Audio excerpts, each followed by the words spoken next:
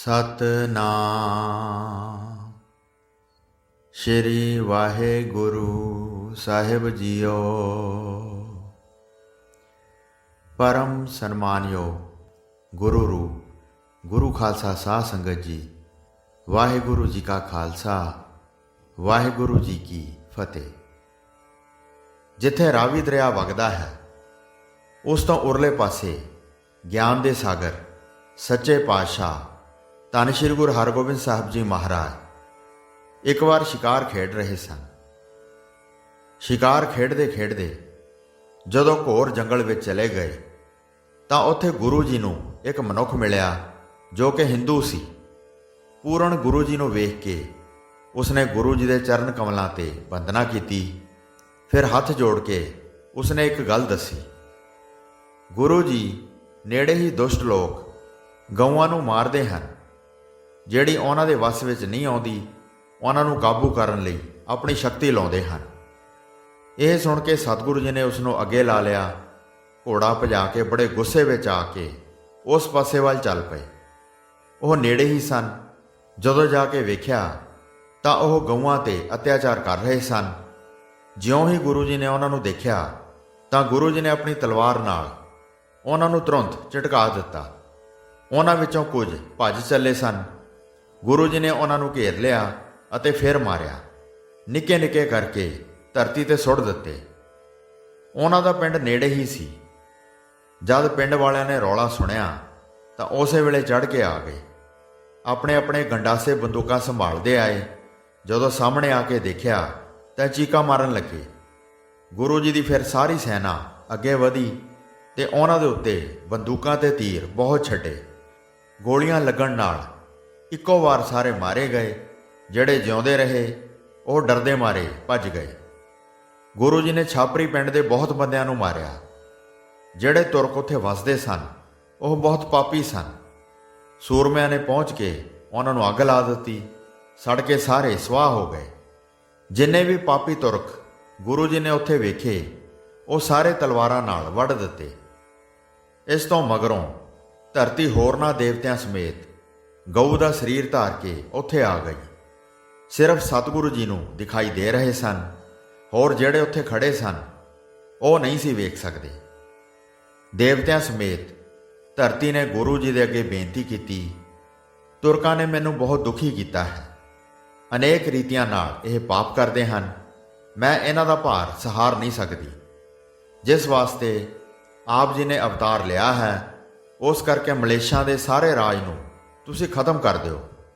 ਬ੍ਰਾਹਮਣਾਂ, ਗਊਆਂ ਅਤੇ ਸੰਤਾਂ ਨੂੰ ਸੁੱਖ ਦਿਓ ਤੇ ਤੁਰਕ ਰਾਜ ਨੂੰ ਦੂਰ ਕਰੋ। ਸਤਿਗੁਰੂ ਜੀ ਨੇ ਇਹ ਸੁਣ ਕੇ ਧਰਤੀ ਨੂੰ ਦਿਲਾਸਾ ਦਿੱਤਾ। ਕੁਝ ਸਮੇਂ ਬਾਅਦ ਇਹਨਾਂ ਦਾ ਵਿਨਾਸ਼ ਹੋ ਜਾਏਗਾ। ਜਿਸ ਸਮੇਂ ਮੇਰਾ ਪੋਤਰਾ ਪੈਦਾ ਹੋਵੇਗਾ ਤਾਂ ਉਹ ਇਹਨਾਂ ਦੁਸ਼ਟਾਂ ਨਾਲ ਵਿਕਰਾਲ ਜੰਗ ਕਰੇਗਾ। ਫਿਰ ਉਹ ਵਿਸ਼ਾਲ ਪੰਥ ਪੈਦਾ ਕਰੇਗਾ ਜਿਹੜਾ ਧਰਤੀ ਉੱਤੇ ਬਹੁਤ ਦੇਰ ਤੱਕ ਰਾਜ ਕਰੇਗਾ। ਸਭ ਤੁਰਕਾਂ ਦੇ ਰਾਜ ਨੂੰ ਚੁੱਕ ਦੇਵੇਗਾ। ਹੌਲੀ ਹੌਲੀ ਇਹ ਸਾਰੇ ਖਤਮ ਹੋ ਜਾਣਗੇ। ਗੁਰੂ ਜੀ ਪਾਸੋਂ ਧਰਤੀ ਅਤੇ ਸਾਰੇ ਦੇਵਤੇ ਸੁਣ ਕੇ ਵੰਦਨਾ ਕਰ ਕਰਕੇ ਆਪਣੇ ਘਰਾਂ ਨੂੰ ਚਲੇ ਗਏ। ਦੁਸ਼ਟਾਂ ਨੂੰ ਮਾਰ ਕੇ ਸਾਰਾ ਪਿੰਡ ਸਵਾਹ ਕਰ ਦਿੱਤਾ। ਸ਼ਿਕਾਰ ਖੇਡਣ ਗਿਆ ਨੇ ਕੁਝ ਹੋਰ ਹੀ ਕਰ ਦਿੱਤਾ। ਫਿਰ ਵਾਪਸ ਆਪਣੇ ਡੇਰੇ ਨੂੰ ਆ ਗਏ ਤੇ ਡੇਰੇ ਵਾਪਸ ਆ ਕੇ ਕਿਸ ਤਰ੍ਹਾਂ ਉਹਨਾਂ ਨੇ ਦੁਸ਼ਟਾਂ ਨੂੰ ਮਾਰਿਆ, ਇਹ ਸਾਰੀ ਸੰਗਤ ਨੂੰ ਉਹਨਾਂ ਨੇ ਸੁਣਾਇਆ। ਜਿਸ ਥਾਂ ਬਾਬਾ ਭਾਨਾ ਜੀ ਰਹਿੰਦੇ ਸਨ, ਗੁਰੂ ਜੀ ਘੋੜੇ ਤੋਂ ਉਤਰ ਕੇ ਉੱਥੇ ਆ ਗਏ। ਬਾਬਾ ਭਾਨਾ ਜੀ ਨੇ ਆਪਣਾ ਆਸਣ ਛੱਡ ਕੇ ਗੁਰੂ ਜੀ ਨੂੰ ਬਿਠਾਇਆ ਤੇ ਪੁੱਛਣ ਲੱਗਾ, ਕਿੱਥੋਂ ਸ਼ਿਕਾਰ ਖੇਡ ਕੇ ਆਏ ਹੋ? ਭਾਈ ਬਿਧੀ ਚੰਦ ਜੀ ਨੇ ਫਿਰ ਸਾਰਾ ਬਿਰਤਾਂਤ ਸੁਣਾਇਆ।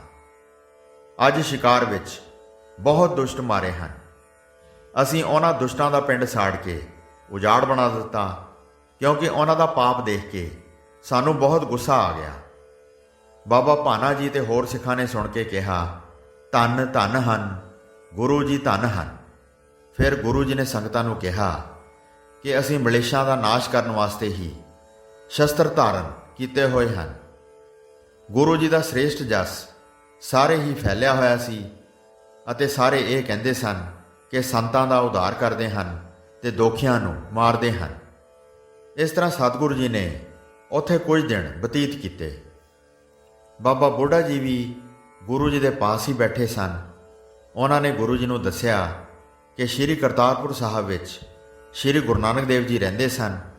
ਇੱਕ ਦਿਨ ਮੇਰੇ ਭਾਗ ਜਾਗੇ ਕਿ ਅਚਾਨਕ ਹੀ ਮੈਂ ਉਹਨਾਂ ਦੇ ਪਾਸ ਚਲਾ ਗਿਆ।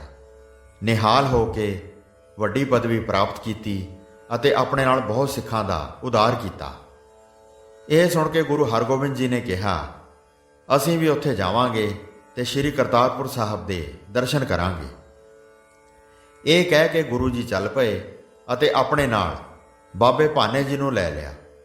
ਭਾਈ ਬਿਧੀ ਚੰਦ ਆਦਿ ਜਿਹੜੇ ਸੂਰਮੇ ਸਨ, ਉਹ ਵੀ ਗੁਰੂ ਜੀ ਦੇ ਨਾਲ ਹੀ ਚੱਲ ਪਏ। ਰਾਵੀ ਦਰਿਆ ਪਾਰ ਕਰ ਗਏ ਅਤੇ ਜਾ ਕੇ ਸ਼੍ਰੀ ਕਰਤਾਰਪੁਰ ਸਾਹਿਬ ਦੇ ਦਰਸ਼ਨ ਕੀਤੇ। ਜਿੱਥੇ ਸ਼੍ਰੀ ਗੁਰੂ ਨਾਨਕ ਦੇਵ ਜੀ ਦਾ ਸਥਾਨ ਸੀ, ਉੱਥੇ ਘੋੜੇ ਤੋਂ ਉਤਰ ਕੇ ਗੁਰੂ ਜੀ ਨੇ ਬੰਦਨਾ ਕੀਤੀ। ਫਿਰ ਸਾਰੇ ਪਾਸੇ ਫਿਰ ਕੇ ਪਰਿਕਰਮਾ ਕੀਤੀਆਂ ਤੇ ਫਿਰ ਕੜਾਹ ਪ੍ਰਸ਼ਾਦ ਤਿਆਰ ਕਰਵਾਇਆ ਤੇ ਸ਼੍ਰੀ ਗੁਰੂ ਨਾਨਕ ਦੇਵ ਜੀ ਨੂੰ ਯਾਦ ਕਰਕੇ ਅਰਦਾਸ ਕੀਤੀ ਤੇ ਫਿਰ ਕੜਾਹ ਪ੍ਰਸ਼ਾਦ ਸਾਰਿਆਂ ਵਿੱਚ ਵਰਤਾ ਦਿੱਤਾ। ਜਿੱਥੇ ਸ਼੍ਰੀ ਗੁਰੂ ਅੰਗਦ ਦੇਵ ਜੀ ਨੂੰ ਗੁਰਗੱਦੀ ਦਿੱਤੀ ਸੀ, ਉਸ ਸਥਾਨ ਤੇ ਜਾ ਕੇ ਵੀ ਦਰਸ਼ਨ ਕੀਤੇ। ਬਾਰ-ਬਾਰ ਖੜੇ ਹੋ ਕੇ ਬੰਦਨਾ ਕਰ ਰਹੇ ਸਨ।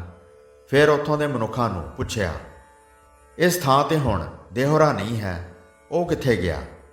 ਫਿਰ ਉਹਨਾਂ ਨੇ ਸਾਰਾ ਭੇਦ ਬਿਆਨ ਕੀਤਾ। ਇੱਕ ਵਾਰ ਰਾਵੀ ਇੱਥੇ ਬਹੁਤ ਚੜ੍ਹ ਕੇ ਆ ਗਈ। ਉਹ ਧਰਤੀ ਫਿਰ ਜਲ ਵਿੱਚ ਹੀ ਬਹਿ ਗਈ।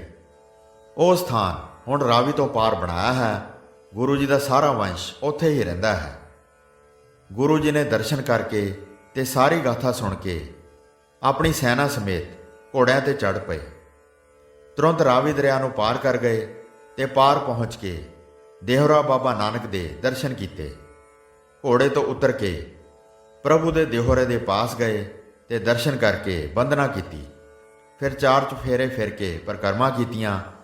ਫਿਰ ਗੁਰੂ ਜੀ ਅੱਗੇ ਬੈਠ ਗਏ।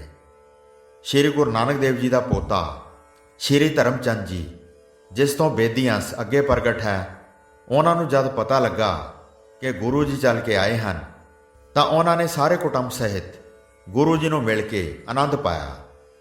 ਦੋਵਾਂ ਸਪੁੱਤਰਾਂ ਨੂੰ ਆਪਣੇ ਨਾਲ ਲੈ ਕੇ ਤੁਰੰਤ ਉੱਥੇ ਆ ਗਏ ਜਿੱਥੇ ਗੁਰੂ ਜੀ ਬਿਰਾਜਮਾਨ ਸਨ। ਉਹਨਾਂ ਦਾ ਮਾਣ ਰੱਖਣ ਵਾਸਤੇ ਸੋਢੀ ਕੁਲ ਦੇ ਧਵਜ ਸ਼੍ਰੀ ਗੁਰੂ ਹਰਗੋਬਿੰਦ ਜੀ ਖੜੇ ਹੋ ਗਏ। ਸ਼੍ਰੀ ਗੁਰੂ ਨਾਨਕ ਦੇਵ ਜੀ ਦੀ ਵੱਡੀ ਮਹਿਮਾ ਜਾਣ ਕੇ ਪਹਿਲਾਂ ਸ਼੍ਰੀ ਗੁਰੂ ਹਰਗੋਬਿੰਦ ਜੀ ਨੇ ਬੰਦਨਾ ਕੀਤੀ। ਬੜੇ ਆਦਰ ਨਾਲ ਬਿਠਾਏ, ਸੁਖ ਸ਼ਾਂਤ ਪੁੱਛ ਕੇ ਆਨੰਦ ਨਾਲ ਭਰ ਗਏ। ਸਤਿਗੁਰੂ ਜੀ ਨੇ ਬਹੁਤ ਪ੍ਰਸ਼ਾਦ ਮੰਗਵਾਇਆ। ਸ਼੍ਰੀ ਗੁਰੂ ਨਾਨਕ ਦੇਵ ਜੀ ਨੂੰ ਅਰਪਣ ਕਰਕੇ ਉਹਨਾਂ ਨੇ ਉਹ ਸਾਰਾ ਵਰਤਾ ਦਿੱਤਾ। ਫਿਰ ਚਾਂਦੀ ਦੇ 1000 ਸਿੱਕੇ ਲਏ ਤੇ ਗੁਰੂ ਜੀ ਦੇ ਦਿਹੋਰੇ ਦੇ ਅੱਗੇ ਧਰ ਦਿੱਤੇ। ਫਿਰ ਸੋਨੇ ਦੇ ਕੰਗਣ ਮੰਗਵਾਏ, ਜਿਨ੍ਹਾਂ ਨੂੰ ਖਜ਼ਾਨਚੀ ਜਾ ਕੇ ਲੈ ਕੇ ਆਇਆ। ਸੱਚੇ ਪਾਤਸ਼ਾਹ ਧੰਨ ਸ਼੍ਰੀ ਗੁਰੂ ਨਾਨਕ ਦੇਵ ਜੀ ਦੇ ਪੋਤਰੇ ਸ਼੍ਰੀ ਮਿਹਰ ਚੰਦ ਅਤੇ ਸ਼੍ਰੀ ਮਾਣਕ ਚੰਦ ਜੀ ਦੋਵਾਂ ਨੂੰ ਬੜੇ ਆਦਰ ਨਾਲ ਉਹ ਕੰਗਣ ਪਹਿਨਾ ਦਿੱਤੇ। ਸ਼੍ਰੀ ਧਰਮਚੰਦ ਜੀ ਨੇ ਫਿਰ ਉਹਨਾਂ ਦਾ ਡੇਰਾ ਕਰਵਾਇਆ, ਯਥਾਰੋਗ ਰਹਿਣ ਵਾਸਤੇ ਸਥਾਨ ਦਿੱਤਾ, ਯਥਾ ਸ਼ਕਤੀ ਸੇਵਾ ਕਰਵਾਈ। ਉੱਥੇ ਸ਼੍ਰੀ ਸਤਿਗੁਰੂ ਜੀ ਨੇ ਰਾਤ ਬਤੀਤ ਕੀਤੀ। ਜਦੋਂ ਸਵੇਰ ਹੋਈ ਤਾਂ ਬਾਬਾ ਧਰਮਚੰਦ ਜੀ ਆ ਗਏ ਤੇ ਉਹਨਾਂ ਨੇ ਆ ਕੇ ਪਹਿਲਾਂ ਗੁਰੂ ਸਾਹਿਬ ਦੇ ਚਰਿੱਤਰ ਸੁਣਾਏ। ਗੁਰੂ ਜੀ ਨੇ ਪੁੱਛਿਆ, ਜਿਹੜੇ ਬਾਬਾ ਸ਼੍ਰੀ ਚੰਦ ਜੀ ਹਨ, ਉਹ ਕਿਸ ਸਥਾਨ ਤੇ ਤਪ ਕਰ ਰਹੇ ਹਨ? ਸਾਡੇ ਨਾਲ ਚਲੋ, ਉਹਨਾਂ ਦੇ ਦਰਸ਼ਨ ਕਰੀਏ ਤੇ ਉਹਨਾਂ ਦੇ ਚਰਨ ਪਰਸੀਏ। ਇਸ ਤਰ੍ਹਾਂ ਕਹਿ ਕੇ ਬਾਬਾ ਧਰਮਚੰਦ ਜੀ ਨੂੰ ਨਾਲ ਲੈ ਕੇ ਗੁਰੂ ਜੀ ਘੋੜੇ ਤੇ ਚੜ੍ਹ ਕੇ ਚੱਲ ਪਏ। ਬਾਬਾ ਧਰਮਚੰਦ ਜੀ ਸ਼੍ਰੀ ਗੁਰੂ ਨਾਨਕ ਦੇਵ ਜੀ ਦੇ ਮਨੋਹਰ ਵਿਲਾਸਾਂ ਨੂੰ ਰਾਹ ਵਿੱਚ ਚੱਲਦਿਆਂ ਸੁਣਾਉਂਦੇ ਜਾਂਦੇ ਸਨ। ਫਿਰ ਇੱਕ ਟਾਹਲੀ ਦੇ ਦਰਖਤ ਦੇ ਥੱਲੇ ਪਹੁੰਚ ਕੇ ਖਲੋ ਗਏ, ਜਿੱਥੇ ਪਰਮ ਬਿਰਧ ਬਾਬਾ ਜੀ ਬਾਬਾ ਸ਼੍ਰੀ ਚੰਦ ਜੀ ਨੇ ਆਸਣ ਲਾਇਆ ਹੋਇਆ ਸੀ। ਸ਼੍ਰੀ ਹਰਗੋਬਿੰਦ ਜੀ ਤੇ ਉਹਨਾਂ ਦੇ ਸਾਥੀ ਬਹੁਤ ਦੂਰੋਂ ਹੀ ਘੋੜਿਆਂ ਤੋਂ ਉਤਰ ਗਏ ਸਨ ਤੇ ਫਿਰ ਚੱਲ ਕੇ ਉੱਥੇ ਆ ਗਏ। ਬਾਬਾ ਧਰਮਚੰਦ ਜੀ ਨੂੰ ਆਪਣੇ ਨਾਲ ਲੈ ਕੇ ਗੁਰੂ ਜੀ ਨੇ ਹੱਥ ਜੋੜ ਕੇ ਬੰਦਨਾ ਕੀਤੀ। ਹੋਰ ਸਾਰਿਆਂ ਨੇ ਵੀ ਪ੍ਰਣਾਮ ਕੀਤਾ। ਗੁਰੂ ਨਾਨਕ ਦੇਵ ਜੀ ਦੇ ਸਪੁੱਤਰ ਬਾਬਾ ਸ਼੍ਰੀ ਚੰਦ ਜੀ ਮਹਾਰਾਜ ਤਪ ਦੇ ਘਰ ਬੈਠੇ ਸਨ। ਬਾਬਾ ਸ਼੍ਰੀ ਚੰਦ ਜੀ ਬੜੇ ਆਨੰਦ ਨਾਲ ਬੈਠੇ ਸਨ। ਫਿਰ ਬਾਬਾ ਸ਼੍ਰੀ ਚੰਦ ਜੀ ਸਹਿਜ ਸੁਭਾਏ ਬੋਲੇ, ਹੇ ਪੁਰਖਾ, ਕਹੋ ਤੁਹਾਡੇ ਸਭ ਕੁਸ਼ਲ ਮੰਗਲ ਹੈ। ਤੁਸੀਂ ਜੰਗ ਕਰਕੇ ਬਹੁਤ ਦੁਸ਼ਟਾਂ ਦਾ ਨਾਸ਼ ਕਰ ਰਹੇ ਹੋ। ਇਹ ਸੁਣ ਕੇ ਸ਼੍ਰੀ ਗੁਰੂ ਹਰਗੋਬਿੰਦ ਜੀ ਨੇ ਕਿਹਾ, ਤੁਹਾਡੀ ਕਿਰਪਾ ਨਾਲ ਸਾਡੇ ਸਭ ਕੁਸ਼ਲ ਮੰਗਲ ਹੈ। ਆਪ ਜੀ ਪਾਸੋਂ ਸ਼ਕਤੀ ਪਾ ਕੇ ਦੁਸ਼ਮਣਾਂ ਨੂੰ ਮਾਰਿਆ ਹੈ। ਵਿਸ਼ਾਲ ਰਣ ਖੇਤਰ ਵਿੱਚ ਤੁਸੀਂ ਹੀ ਸਹਾਇਤਾ ਕੀਤੀ ਹੈ। ਇਸ ਤਰ੍ਹਾਂ ਦੇ ਬਚਨ ਵਿਲਾਸ ਗੁਰੂ ਹਰਗੋਬਿੰਦ ਜੀ ਨੇ ਬਾਬਾ ਸ਼੍ਰੀ ਚੰਦ ਜੀ ਨਾਲ ਕੀਤੇ ਤੇ ਕਾਫੀ ਸਮਾਂ ਉਹਨਾਂ ਦੇ ਪਾਸ ਬੈਠ ਕੇ ਗੁਜ਼ਾਰਿਆ। ਫਿਰ ਹੱਥ ਜੋੜ ਕੇ ਆਗਿਆ ਲਈ ਤੇ ਉੱਠ ਕੇ ਗੁਰੂ ਜੀ ਨੇ ਚਰਨ ਬੰਦਨਾ ਕੀਤੀ। ਬਾਬਾ ਧਰਮਚੰਦ ਜੀ ਨੂੰ ਆਪਣੇ ਨਾਲ ਲੈ ਕੇ ਗੁਰੂ ਜੀ ਆਪਣੇ ਨਿੱਜੀ ਨਿਵਾਸ ਸਥਾਨ ਤੇ ਆ ਗਏ। 3 ਪਹਿਰ ਉੱਥੇ ਠਹਿਰ ਕੇ ਅੰਤਰਜਾਮੀ ਗੁਰੂ ਜੀ ਨੇ ਫਿਰ ਤਿਆਰੀ ਕਰ ਲਈ।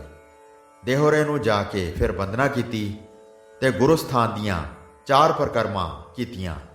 ਫਿਰ ਬਾਬਾ ਧਰਮਚੰਦ ਜੀ ਨੂੰ ਮਿਲ ਕੇ ਘੋੜੇ ਤੇ ਚੜ੍ਹ ਪਏ। ਉਹਨਾਂ ਦੇ ਨਾਲ ਬਹੁਤ ਸੂਰਬੀਰ ਸਨ, ਜਿਨ੍ਹਾਂ ਦੇ ਮਨ ਬੜੇ ਆਨੰਦਮਈ ਸਨ। ਛੇਤੀ ਹੀ ਬਾਬਾ ਬੁੱਢਾ ਜੀ ਦੇ ਪਿੰਡ ਆ ਗਏ ਤੇ ਸੁੱਖਾਂ ਦੇ ਘਰ ਭਾਵ ਗੁਰੂ ਹਰਗੋਬਿੰਦ ਸਾਹਿਬ ਜੀ ਨੇ ਆਪਣਾ ਡੇਰਾ ਕੀਤਾ। ਸੱਚੇ ਪਾਤਸ਼ਾਹ ਸ਼੍ਰੀ ਹਰਗੋਬਿੰਦ ਸਾਹਿਬ ਜੀ ਮਹਾਰਾਜ ਪ੍ਰਤੀ ਦਿਨ ਕੋਈ ਨਵਾਂ ਹੀ ਵਿਲਾਸ ਕਰਦੇ ਸਨ। ਕਦੇ-ਕਦੇ ਸ਼ਿਕਾਰ ਖੇਡਣ ਜਾਂਦੇ ਸਨ ਤੇ ਜੰਗਲ ਦੇ ਦੁਸ਼ਟ ਜੀਵਾਂ ਨੂੰ ਮਾਰਦੇ ਸਨ। ਜਿੱਥੇ ਵੀ ਜਾਂਦੇ ਸਨ ਬਾਬਾ ਭਾਨਾ ਜੀ ਉਹਨਾਂ ਦੇ ਨਾਲ ਹੀ ਰਹਿੰਦੇ ਸਨ ਤੇ ਉਹ ਸਤਿਗੁਰੂ ਜੀ ਦੀ ਸੇਵਾ ਕਰਕੇ ਪਰਮ ਸੁੱਖ ਪਾਉਂਦੇ ਸਨ। ਹੋਈਆਂ ਭੁੱਲਾਂ ਚੁੱਕਾਂ ਦੀ ਖਿਮਾ ਬਖਸ਼ਣੀ ਜੀ। ਦਾਸ ਨੂੰ ਆਗਿਆ ਦਿਓ। ਵਾਹਿਗੁਰੂ ਜੀ ਕਾ ਖਾਲਸਾ, ਵਾਹਿਗੁਰੂ ਜੀ ਕੀ ਫਤਿਹ।